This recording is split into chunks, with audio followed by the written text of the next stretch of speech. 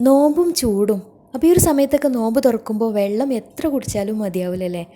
അപ്പോൾ നല്ല തണുത്തിട്ടുള്ള ഇതുപോലുള്ള ഡ്രിങ്കൊക്കെ ആണെന്നുണ്ടെങ്കിൽ പിന്നെ പറയുകയും വേണ്ട. അപ്പോൾ ഈ ഒരു കിടിലൻ ഡ്രിങ്ക് തയ്യാറാക്കി എടുക്കാൻ വേണ്ടിയിട്ട് ആദ്യം തന്നെ ഒരു പാന് സ്റ്റൗവിൽ വെച്ചിട്ട് അതിലേക്ക് 1.5 കപ്പ് പാല് ചേർത്ത് കൊടുക്കാം.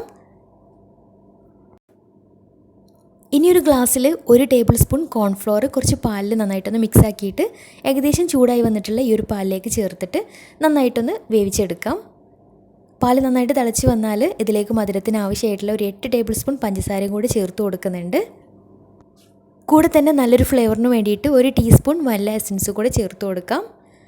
അപ്പോൾ പാലൊക്കെ നന്നായിട്ട് തിളച്ച് കോൺഫ്ലോറൊക്കെ ഒന്ന് വെന്ത് കിട്ടിയാൽ ഫ്ലെയിം ഓഫ് ചെയ്താൽ. ഒരുപാട് കട്ടിക്കല്ലായിട്ട് ഉണ്ടാക്കിയെടുത്തിട്ടുള്ളത്, കുറച്ചൊരു ലൂസായിട്ടാണ് ഉണ്ടാക്കിയെടുത്തിട്ടുള്ളത്.